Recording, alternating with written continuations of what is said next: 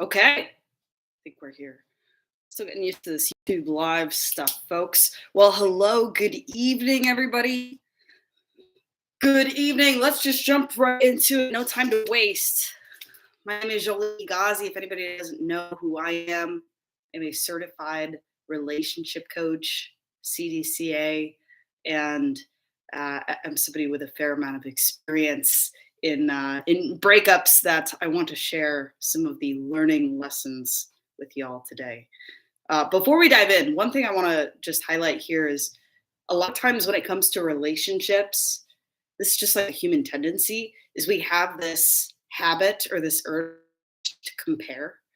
And it just naturally comes up where you hear about somebody's breakup and you compare yourself to them of, oh, I have it worse than them. They don't fully understand, where they have it worse than me. I shouldn't be feeling this way.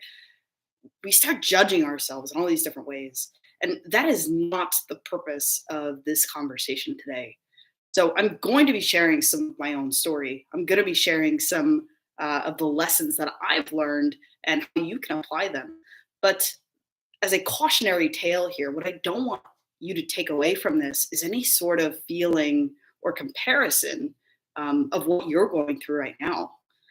If you're here, it means that you're going through some sort of breakup, some sort of heartbreak, some sort of loss.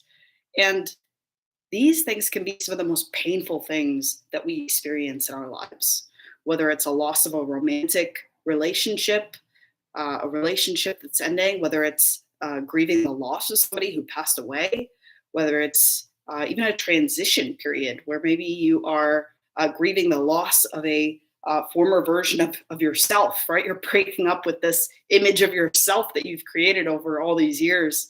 Um, it could be a career or a location, it doesn't matter, right?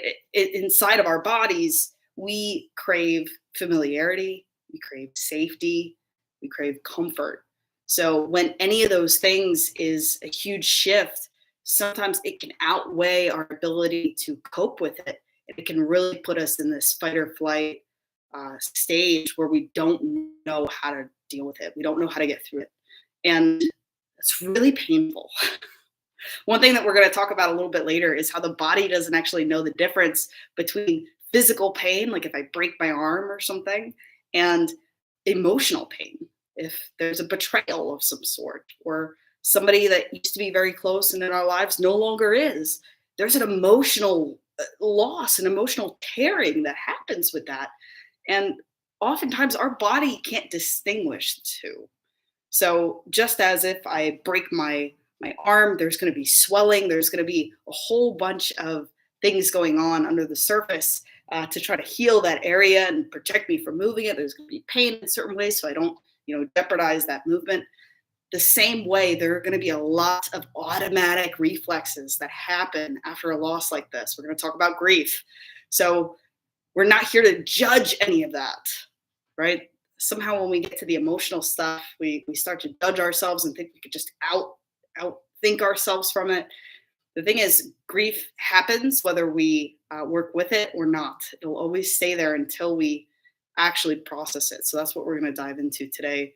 And my hope is that you can listen, not so much for the specific circumstances that I might give examples of, but of the feelings under it. Because even if the circumstances are different from one relationship or one heartbreak to another, the feelings underneath it are typically very common and very similar. And that's where we can find hope, by finding the similarities between each other. So that's what we're going to dive into today. So let's just go ahead and dive right into why the heck am I sharing about this?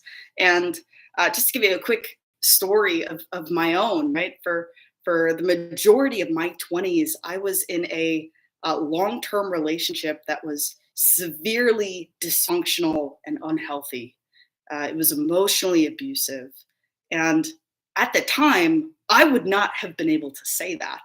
I would not have been able to say, oh, this is really unhealthy and maybe I should get out of this, which is often the case when we're in a situation like that, is we end up falling into a version of denial where we're lying to ourselves and we don't even know it. Actually, fun fact, if you want an acronym for denial, DENIAL, don't even know I am lying. So that was my journey, right? I didn't realize how in pain I was and how anxious and how manipulated I was and gaslit and just berated. I was going through all of this, but yet I was in a way blind to like really understanding how painful this relationship was to me. So when that relationship finally ended, it was a terrible, terrible breakup. It was very ugly. Lawyers got involved, and it was just uh, very, very ugly, right? As many of us can probably identify with. Sometimes there's clean breaks where we're able to maintain a level of maturity and love and respect for each other, even as a relationship ends.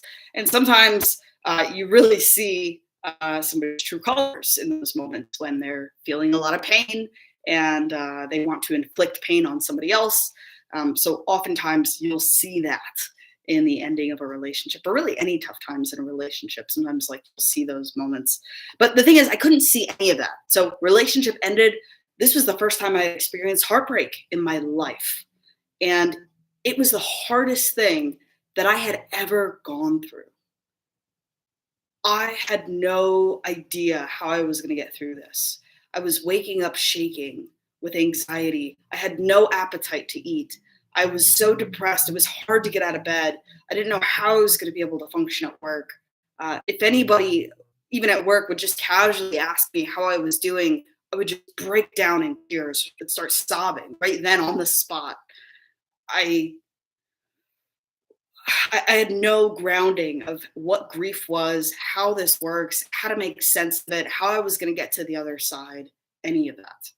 And what I've learned is there were actually a fair number of things that I did right in that grieving process that I've been repeated in other relationships that ended. And it actually helps to really get a clear view of what is being left behind and what is it that we're missing and what is it that we're grieving and how do we want to move on.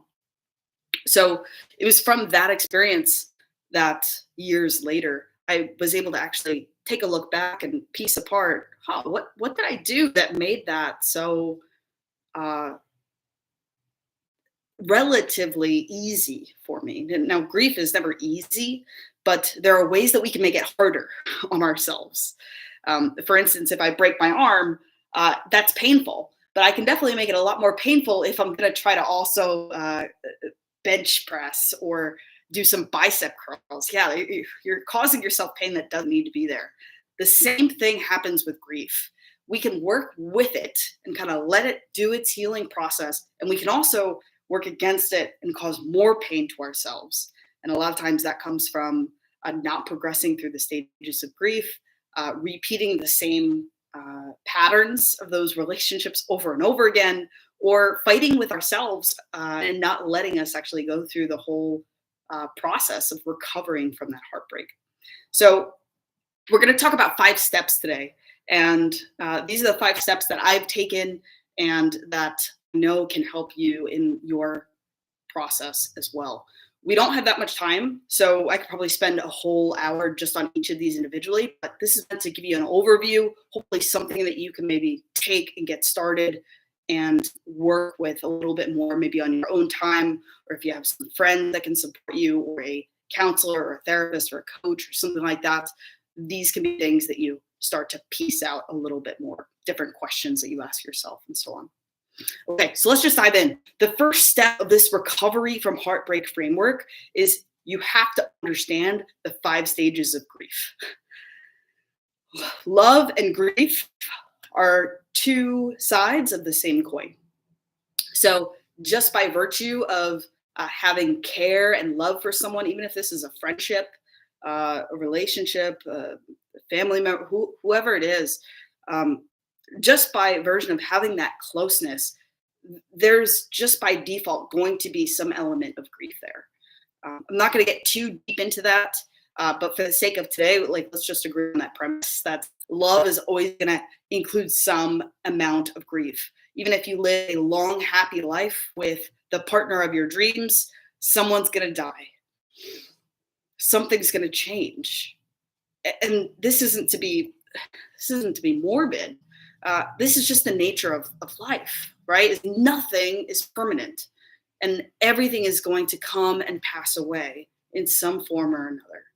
So grief is just a natural element of life as a whole, right? You look outside at the seasons, right? There's birth and there's a winter period of a letting go and a loss, and then there is a rebirth, and it is just a natural form of life. So we have to just accept that grief is a part of love. You cannot love and then just turn it off and not expect to have any sort of feelings about that. Same thing if you break your arm, like I said, you're going to have some natural reactions. There's going to be swelling. In the same way, if you're going through heartbreak, you're going to experience some emotional swelling. We're going to call that grief. Let's dive into the 5 stages of grief really quickly. There's great books, great researchers, and great talks that you can put on this. I'd encourage you to really familiarize yourself, because that'll give you a little bit more empathy and compassion for what you're about to go through or what you're going through already. So you don't think there's something wrong with you, or that you're broken, or you're being overly emotional or whatever. You're going to understand that, oh, this is just part of the process. I don't need to judge myself for it. Okay, so number 1, first state of grief is denial. Sometimes this is also called a state of shock, where it's this place where we can't fully believe what happened. It's so painful to reckon with that it's easier to kind of cover our eyes to it and pretend like it's not really happening. You'll see this a lot with kids, in a sense, right? When there's a painful feeling, or when they're shy even, right? They'll go like this and hide. And there's a sense of denial there, right? But like, if I can't see you, you can't see me. The thing with grief is that denial is going to be an initial stage of shock. And that's natural, because it's taking our body a minute to catch up with what's happening here. So that's going to be one of our first stages here. And what's important is that we don't do anything that we're going to regret and jeopardize during that. And that we can surround ourselves with people who can remind us of the truth and kind of like hold us safe until we kind of come back to the ground and realize, oh my, like something really hard has just happened. Something tragic has just happened, and we have to face the reality of it. So step 1 is denial. After that stage of denial, often we're looking for someone to someone to blame. We're furious, right? So the second stage is anger, where often we're either angry at somebody else for why this happened, or we're maybe angry at ourselves for how could I have let this happen. But there's a feeling of, wow, now I'm feeling hurt, and I need to somehow figure this out. I need to find someone that I can persecute for this. So that's going to be the second stage. Again, there's lots we can dive into there, but just notice that if you catch yourself getting in a really angry state, that's a normal stage of grief. And we normally have to pass through that in order to get to the other side. So if you're feeling anger, that's natural. Again, you can feel it. We don't want to act on it in a way that we're going to regret. So we have to find some healthy outlets to regulate our emotional anger, right? And we could talk about that more another time. The next stage after anger is going to be blame. And what we're doing when we're blaming is we are basically trying to rationalize all of these what ifs, right? Like, what if this? What if that? And we're dissociating in a sense and trying to find, well, if I hadn't done this, would that happen? Or if I hadn't said that, or if this hadn't happened, we're trying to solve all these alternate realities in our head instead of like really being able to sit in the moment. And then again, this is a natural process. So if you catch yourself spinning in these circles of like, but what if this had happened? What if that had happened? And if I'd only done this, and geez, like, why didn't I do that? And I should have known this was coming, right? We can, this is part of the pain of, that we cause to ourselves, is looping in these cycles. And we start to blame ourselves and then ruminate and look for all these other outcomes to try to figure it out, We want to make sense of this terrible thing that just happened. So, stage number 4 is after we're kind of done wearing ourselves out with all of that rumination, all of that what if, is typically we kind of wear ourselves out into a state of depression. This is the part that most people typically associate with grief. Is just, oh, if you're grieving, you're like really sad. But as you're seeing, grief is more than just this stage of depression. It's a lot of stages. So depression is where it really hits you, this feeling of sadness, maybe some version of like hopelessness, of like, wow, really grieving this thing that was in the past and being unable to see a fulfilling vision for your future. It's like, if he's not here, what do I have to live for? Or if she no longer is in my life, I'm not going to find somebody else who's going to love me like that. These sorts of things are the state of depression, where it's really hard to look forward in time and realize all that we still have left in our lives and what we can make out of this situation and bring with us into the future. That this wasn't the end, right? This is a chapter that has ended, but it's not the end of your book because you're still here. That's typically a hard part. We need a lot of support through that, right? That's typically where it's suggested that you really have a support network of friends or people you trust. Again, if you have a therapist or a counselor or a coach, somebody that you can really trust and open up to and probably cry with. You're going to need to be able to let out these emotions that are going through your mind. Also, there's one thing, Dr. Paul Conti, he's a trauma physician and a trauma expert. And he talks about how the brain is actually wired in such a way that when we think of something versus when we are talking or, let's say, writing about something, our brain is processing information in different ways. So you may think, oh, I'm thinking about it, so I don't want to talk about it. But the thing is, by actually talking and verbalizing it, you're lighting up different aspects of your brain that actually help in this grieving process, because it's able to have some self-awareness and you actually hear what you're saying and then kind of be able to hear it in a different way and reflect on it. It changes the way that we process that whole process of grief. So I definitely encourage you to find some people, find some outlets that you can get it out, whether it's writing, sharing, journaling, talking to other people, putting in some sort of creative outlet, whatever it is, but just staying in your head and thinking is going to keep us stuck. Next stage and the final stage after we go through all of these. And by the way, this isn't a linear process of step 1, step 2, step 3, check, check, check. This is very much like a fluid roller coaster, right? We're going to go in and out of these stages back and forth. We might have some anger and then fall back into denial and then maybe into depression, maybe back to like some blame and dissociating in that way with all the what ifs. We might be going back and forth. Maybe we touch this last stage then of acceptance. Now, this isn't a final stage where we touch that and then we're done, right? Closed case. The thing with grief is we're always working through it. So the final stage of acceptance is where we can look at the past and be able to also hold the future. That's also possible, where it's not that this is what is taking up all of our energy and all of our focus, right? Like an exposed nerve, or like it's all we can think about, all we can feel.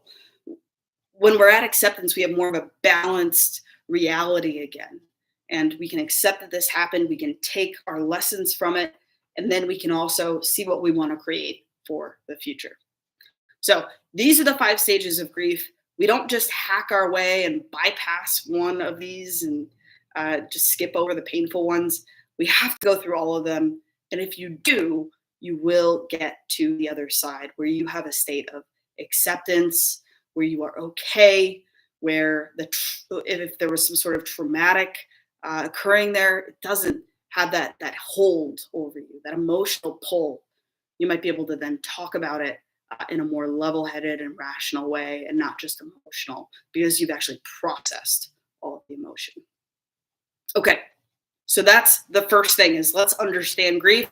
If you're not already in that process, you're probably going to be very soon if you're going through some sense of breakup or heartbreak here. So first thing is just to give yourself some compassion and some grace as you're going through each of these stages.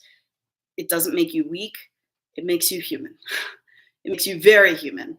And when you catch yourself judging yourself there, see if you can surround yourself with loving people who can hold some space for you. There are also some great resources, whether it's grief groups and support groups and things like that. Therapy is also super helpful in this stage, as well as just loving people and a community in your life. Okay, let's move on to step two.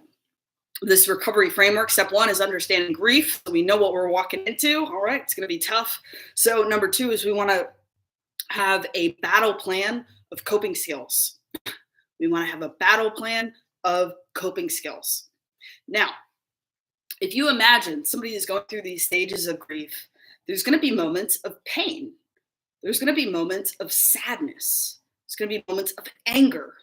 And if we know that ahead of time, we can practice some self-awareness to know, when I'm angry, I tend to really lash out and cause some damage and maybe hurt people that I don't want to hurt, or maybe hurt people that I do want to hurt, but I don't actually want to face the consequences of that harm.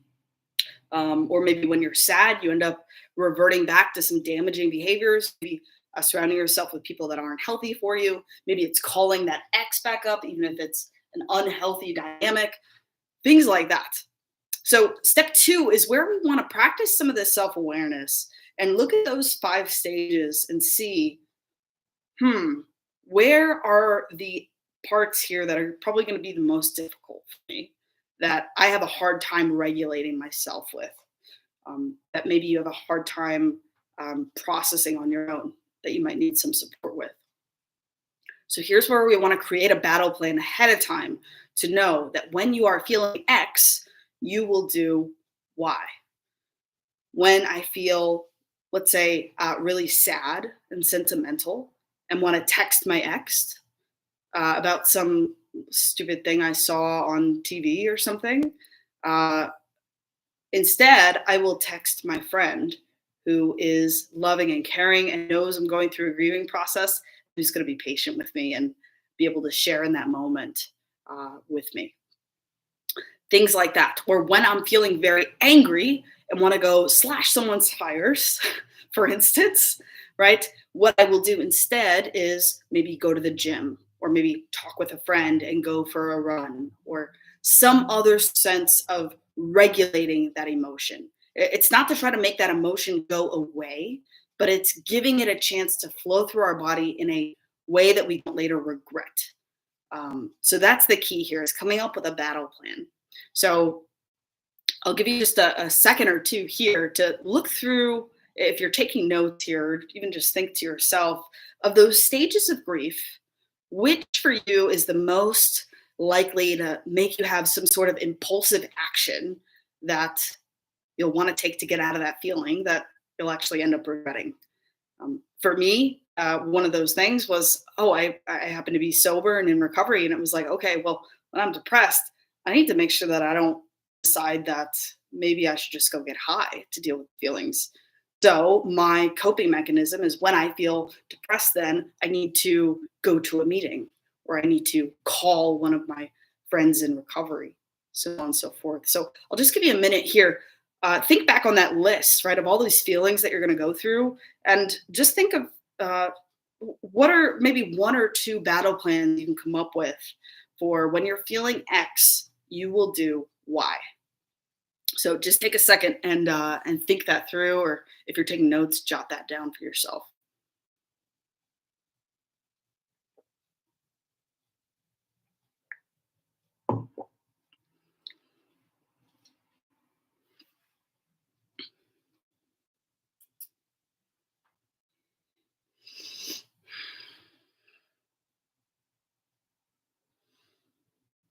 Okay. Hopefully you have something there, or something that you at least have maybe the loose end of a string that you can pull on a little bit more later on your own time when you have some more space to really think it through. But definitely going to encourage you to do that, because when we're going through grief, we are not thinking in our rational mind. We are just walking nerves, right? We're in pain. Think of it like when somebody's, really in pain. If they, let's say, have a toothache or something wrong with their tooth. If anyone's ever had tooth issues, it's like when that's hurting, you can't focus on anything else. And if the pain gets bad enough, you will react in some ways to the other people around you and in your life that maybe you wouldn't react to normally. You might be really quick and snappy with somebody, turn out to be really pissy with somebody else. It's because like you're in so much pain and you don't know how to cope with it. So this is the same thing we want to do with grief. And we want to plan ahead of time. How can we make sure that we don't cause ourselves more pain by maybe reacting impulsively or causing harm to somebody in those moments? Okay, step 3 of our 5-step relationship framework here for recovering from heartbreak and some sort of breakup. Number 3, this is where the real magic happens. This is called the relationship inventory. Okay, so we've done some preliminary work to kind of prepare ourselves for this step, because this is where there's going to be some feelings that come up. This is really going to like have us dive inward to really see what's going on. You think of it like if you ever have like I keep going to like these different physical ailments, but it's a great parallel because those are things we can see objectively and not judge because it's just a physical thing. But let's say you have a huge gash or something on your arm that I don't know, you got hurt somehow and you need to go to the hospital. The first thing that they're going to do is not actually just stitch it up, right? Stitch it up, all right, you're going to heal. No, they're going to actually cause a little bit more pain by actually cleaning out that injury.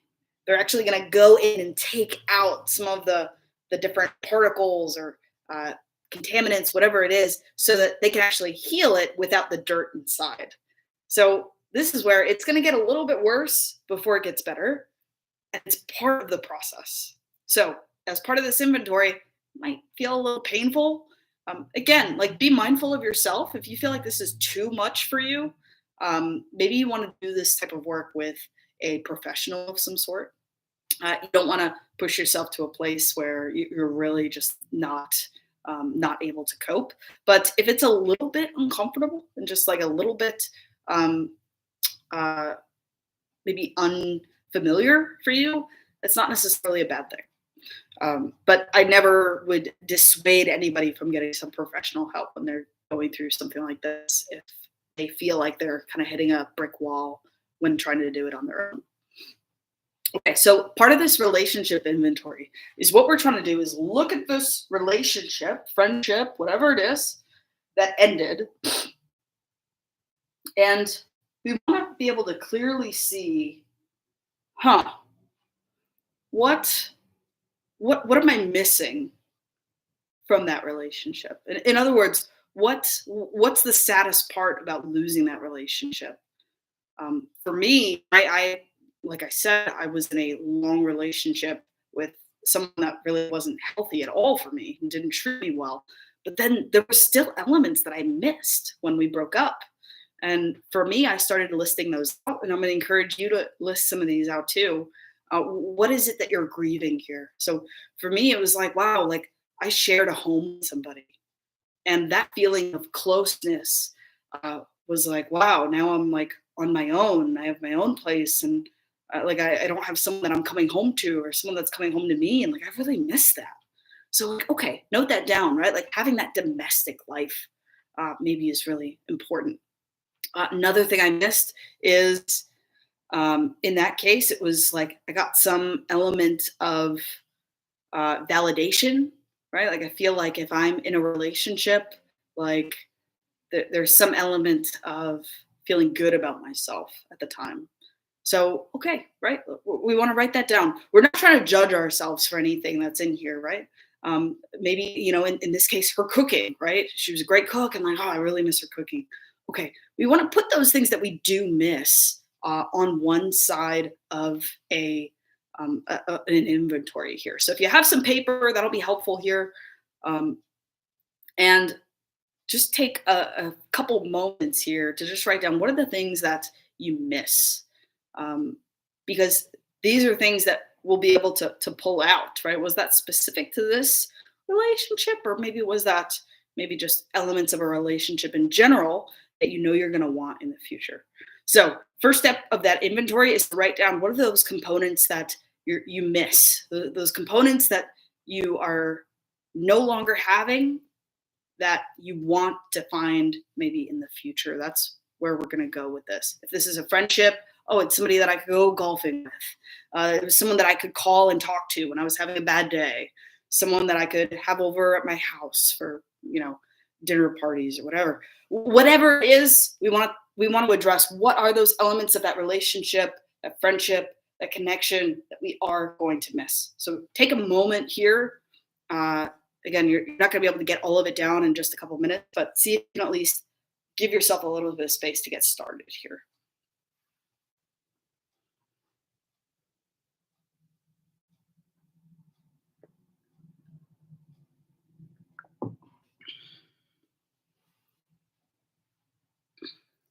Okay, let's keep moving just for the sake of time. Feel free, you're going to have the recording of this, so you can always pause it at certain points if you want to actually do this live and take more time writing everything out. And I'd encourage you to do that. The second part of that inventory is going to be writing on the other side of, well, what are the parts of this relationship that you maybe don't miss so much? The part that you wouldn't want to have a repeat of in the future. So again, for me and my relationship, what I realized only after that breakup was I started being able to look at it like, yeah, I miss her cooking and I miss having someone to like share a home with and all these domestic things. But I don't miss being like talked down to. Okay, jot that down, right? I don't miss not uh, not having support in doing some of the things that would be required for the house, right?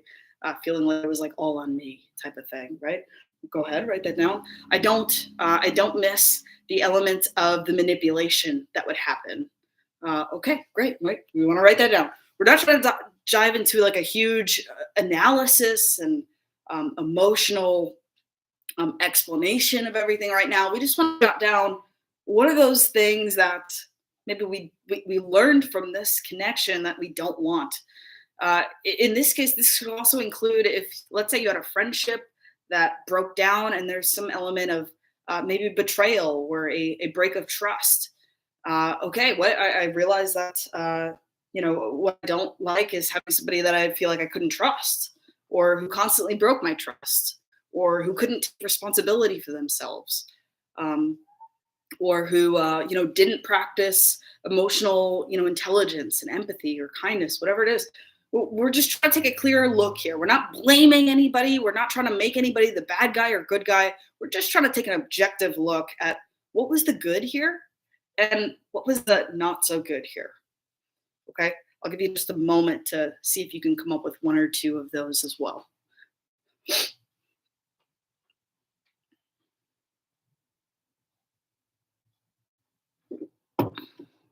Okay, so ideally what you have now is a list. You have some things that you're going to miss that are the positives of that relationship, and you're going to have some things that didn't end up that great, or that you wouldn't necessarily want to repeat, or maybe it was elements of yourself that you didn't like how maybe you were in that relationship. This is all valid. This is all great inventory material. Great. That is step 3. Good job, because that's hard work. A lot of people don't want to actually face that stuff. They want to just kind of paint everything with one broad stroke and try to move on. You can see how that doesn't quite work. People then end up in the same cycles over and over and over again. If you've ever ended up in familiar patterns of relationships where it feels like the same thing keeps happening, chances are it's because you haven't done this work deep enough. Uh, because we repeat the same patterns, we repeat the same whole dynamics until we learn the lesson that we grow enough that we can step out of it and grow into something else. So if you're repeating the same pattern, it means there's something there for you to learn. Maybe it's something in the picker, right? You pick the same people that are emotionally unavailable, and then you're upset when they ghost you. Or you're such a giver and people pleaser that you end up resentful that people are walking all over you because you haven't learned boundaries.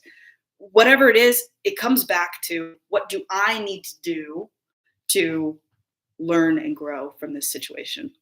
It looks like my cam might be getting a little funky, but we're going to keep on rolling.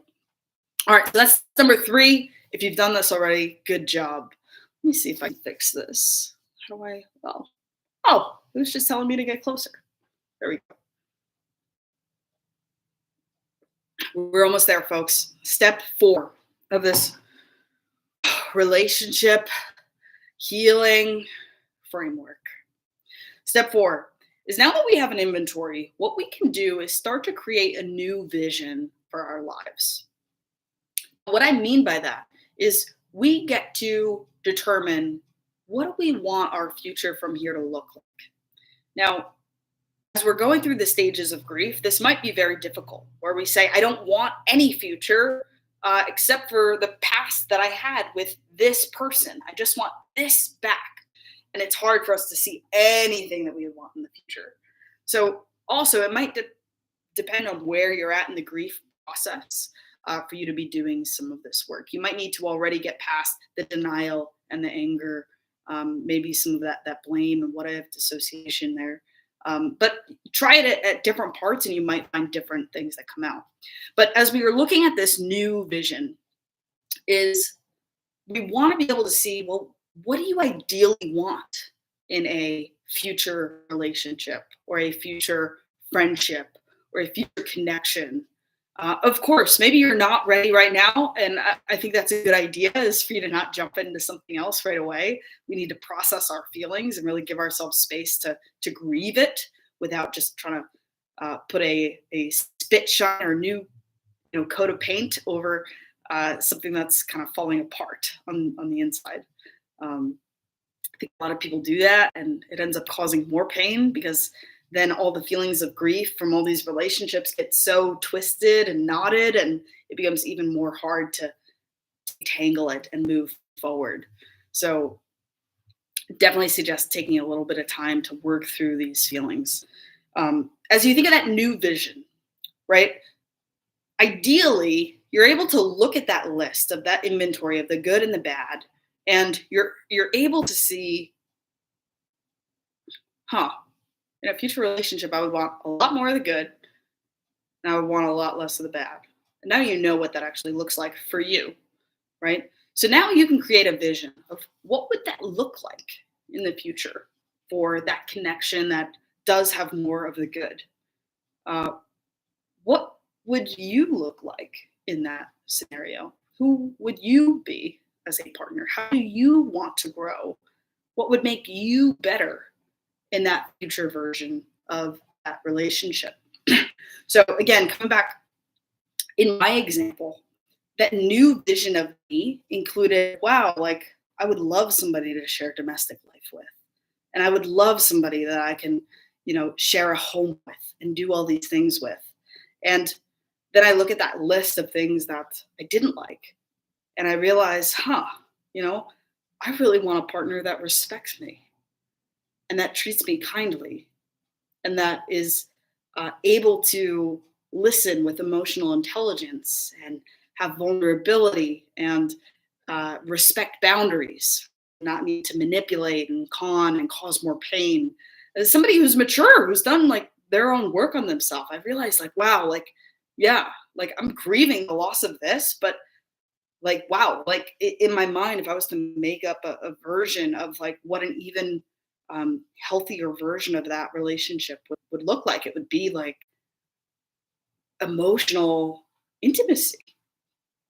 And I hadn't had that. So I started jotting down, what is this vision?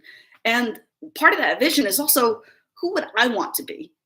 In other words, what was my part in maybe contributing to this dynamic over here that wasn't so healthy?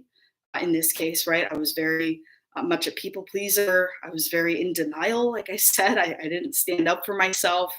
Otherwise, I would have left a long time ago. I was very naive. I was very codependent.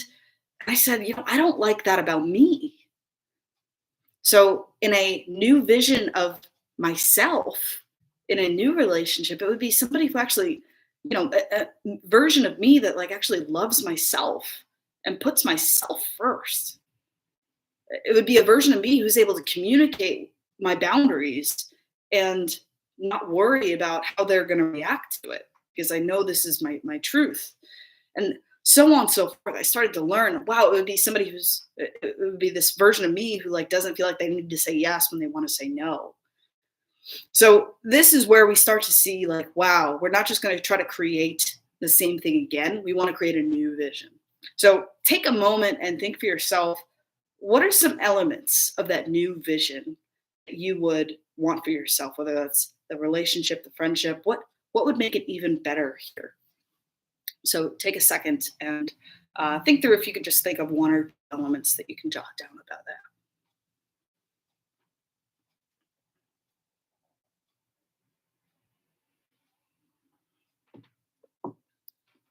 Okay.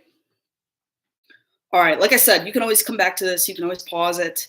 And by the way, if you have any questions as we're going through this, feel free to put this in the chat and I will do my best to answer them live as we're here.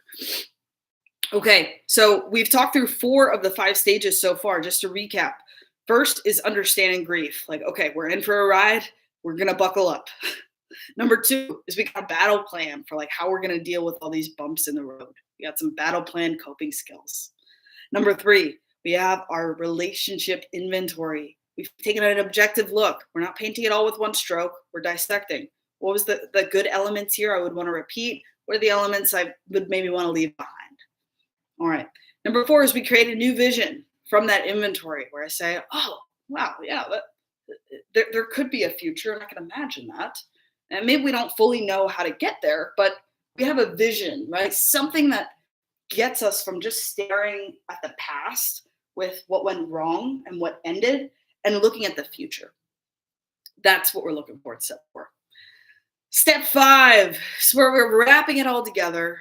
We're coming up with a plan of attack for today. All right.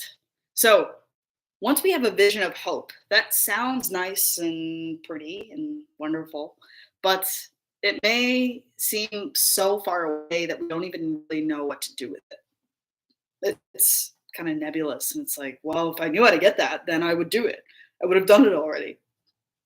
So step 5 is where we actually look into action that we can take today, given this work that we've done. So plan of attack for me, like I said, part of the relationship that I visioned for myself, that new vision of hope where we could communicate and we could have this emotional intimacy and vulnerability. Some of the things that were required on my part is some growth in a couple areas. So one is I realized like I need to get better at boundaries. I don't really fully understand what a boundary is, and I have to learn more about them and how to actually set them because I was very much of a people pleaser and didn't know how to do that. So, for instance, if that was on my vision of hope is to set boundaries, then in my plan of attack is, what can I do to better myself to be able to have some boundaries for whatever is next for me in the future? So what I did is I started digging in, right? I started working with my therapist. I started reading some books, surrounding myself with others in that conversation of boundaries, practicing with other people in my life, hearing about their experience. And I started practicing setting them, whether it was with people that I worked with, right? What time I can actually get that done, right? Setting a timeline, right? Of like, hey, I can't work all night on this, right? I'm leaving at 5, so I can get this to you by X day instead of just working all night. That's a boundary. Or by saying what I actually need, right? And part of that led me down a journey of how do I know what I need? That led me down a journey of, understanding my needs and my wants, and how some of that was buried for me. So again, this journey starts inward. And that was something I could start to do today. I don't need to wait until I'm in a new relationship for me to work on those areas of my life. I could start today. Um, some of that also for me was, oh, I want to not be a codependent, enmeshed, manipulative, codependent. I think I said that twice. It was doubly codependent. And manipulative, gaslighting relationship. Okay, so what can I do today? What can I do today to make sure I'm not that type of person who would end up in that relationship? And then I start digging, right? I start getting familiar with, well, the people who typically end up in those relationships are maybe people without the highest self esteem, people who believe that they deserve not very compassionate people in their lives. At least, right? This is my story, right? And then I have to learn, oh, okay, so I need to work on loving myself a little more. And how do I do that? So then I dive into a journey of self-love, some meditation, self-compassion. The book Radical Acceptance by Tara Brach, by the way, is a great, great book if anybody's specifically struggling with that self-love part. And I worked on nurturing that in myself. And I would write letters to myself. I would go to therapy. I would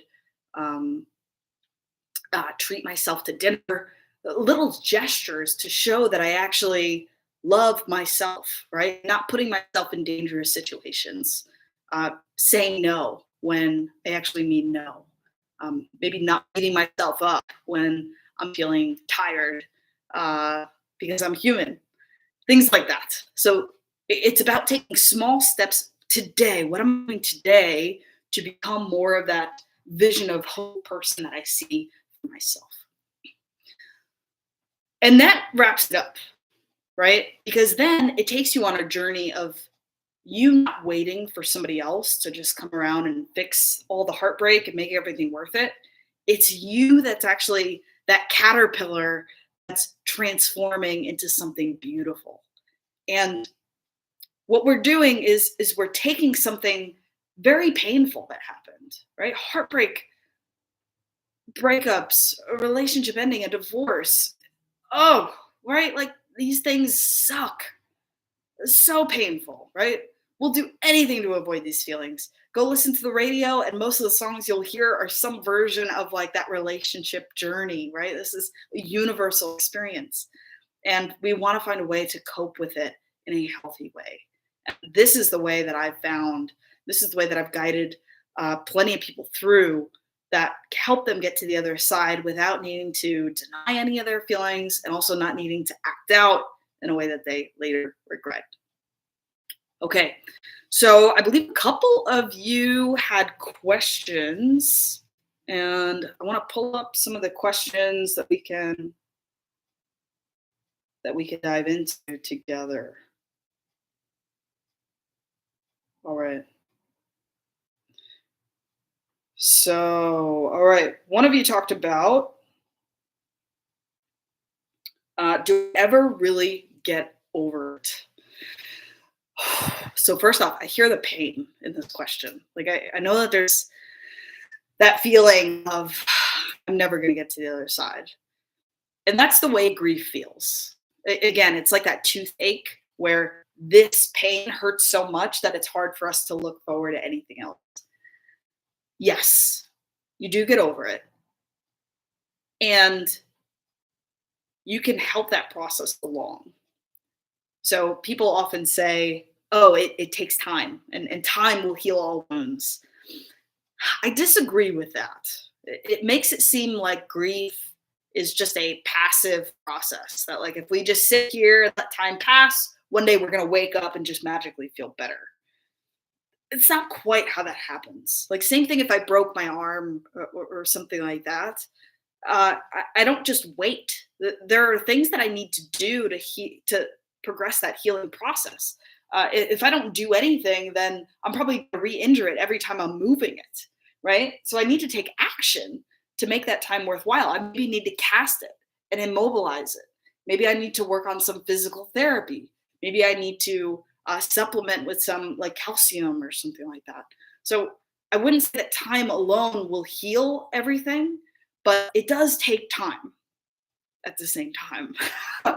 So, right, like let's say you worked all night on all of this and like wrote out a huge inventory and all of this, you're not going to be done and over it by tomorrow. This does take time, but we can make that process a little bit smoother and a little bit easier by consciously working on some of these steps. Uh, yes, we get over it.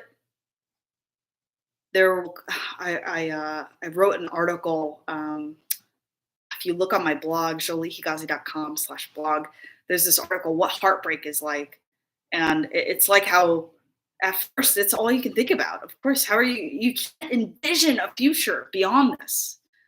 And if you keep doing the work, you keep showing up, it's going to take a little while, right? It's going to take a couple months. It might take a couple years, right? And I know that sounds overwhelming, but with each passing time, it gets easier. It gets a little bit easier, right? So within a couple months, you're going to feel different than you feel today. Are you still going to be dealing with it? Yes, probably, but not in the same way and not to the same intensity. So, yes, I think we will get over it. Uh, and at the same time, there are elements of each of our heartbreaks that continue to be teachers to us over time. So, there's like I said, there's not an end point in grief, but there is a time where you're over it, where it's not the thing that's like your tooth that's throbbing, that it's all you can think about. It becomes something that's more in the background because you have a future and a life that's ahead of you that you're really excited about. So that's a great question. Oh, my throat. Okay. Uh, there was another question here about how do we deal with a friend breakup, a very close friend, due to a massive betrayal of trust, especially when there are lots of intertwined friends and colleagues that we don't want to alienate. Ooh, yeah, that's a fun one.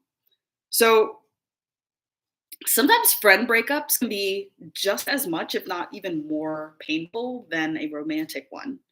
I found that at least for myself. Like friends have a very, depending on the friend, right? But there can be like a very intimate connection.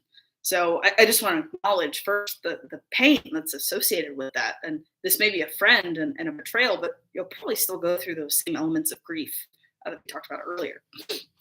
So knowing about that is going to be key. Um, so betrayal of trust. I would take a look in your inventory about that betrayal of trust and to see was there any way that maybe there were red flags about this that you ignored, that you dismissed. And this isn't about blaming you, but this is about if we want to make sure this doesn't happen in the future, what are the things that maybe we kind of were in denial about? Kind of like how I was saying in my relationship, right? I was in denial that somebody being manipulative was actually a terrible relationship for me. I was like, oh, no, it's fine, right? But by taking an honest look at it, we might be able to see, how can I make sure that I don't end up in a similar situation like this again?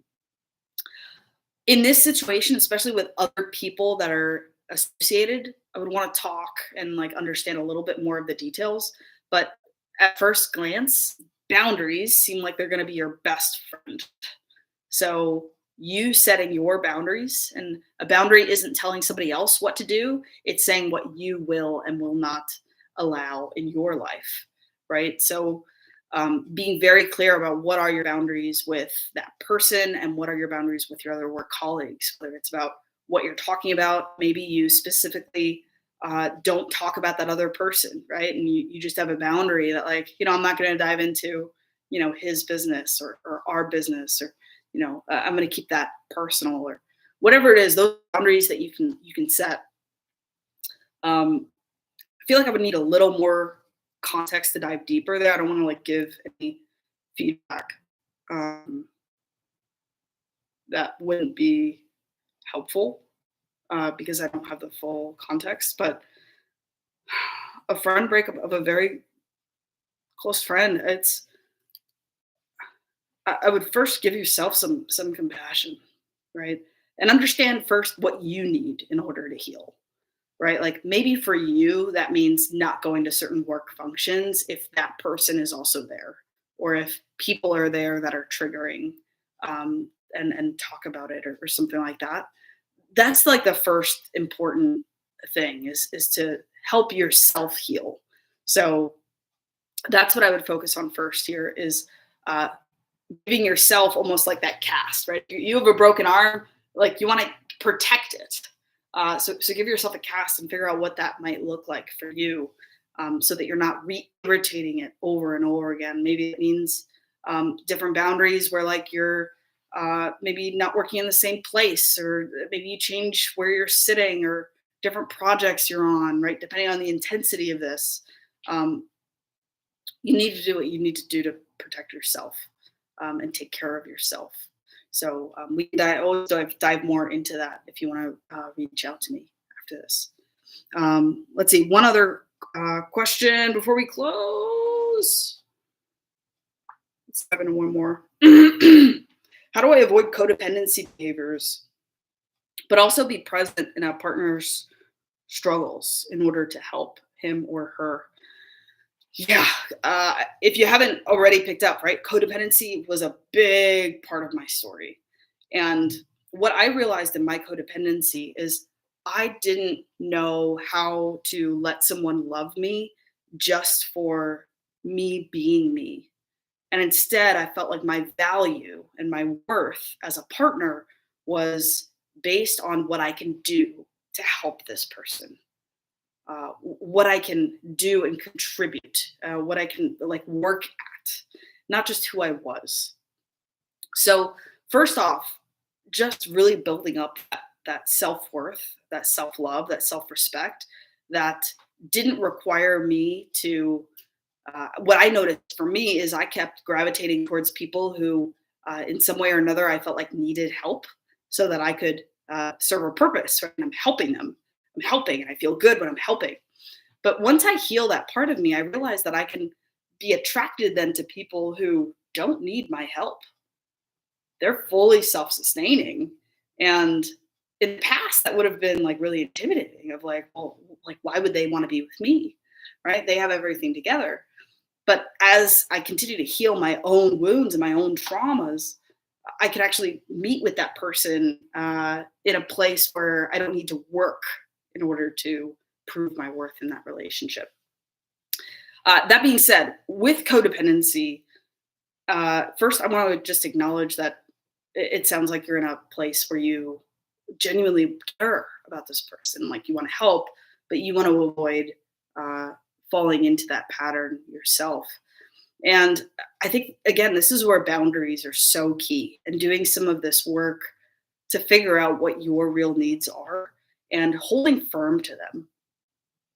So what that means is determining like what do I need in order to take care of myself first, because we often fall into that oxygen mask situation where like on the airplane we want to put on the oxygen mask for someone else before we put it on for ourselves.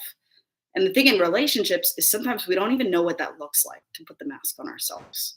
So that's what can be a really helpful inventory in of itself is like, what are the things I need to really take care of myself first? And that's not selfish. That's just being a responsible, mature, self-sustaining adult and a full person in a relationship, is not requiring somebody else to meet our needs. We can meet our needs, and they can meet their needs, and then we can join together. So I would set some clear boundaries about like what your needs are, and also what you can and cannot help somebody else with. For instance, like in my work, I'm talking about relationships all day, and I also have to have boundaries even with some of the people in my life and my friendships that I realize they may be in a situation where they need some sort of help, or they're struggling through something, but that doesn't mean it's my job to fix it or to help them through it. So I can sometimes just be there and just listen without needing to take a more active role in fixing anything for them. I can trust that they're going to take care of themselves. I think that's key, is when we can trust that we're each going to take care of our own needs, that I don't need to mind read and take care of you, and you don't need to mind read and take care of me. We can both say when we need something, we can say if we're able to meet those needs. That it creates like a much healthier dynamic, which is really, really what we're looking for here.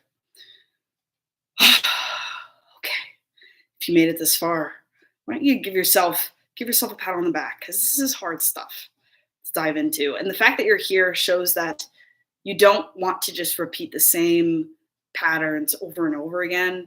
You want to grow.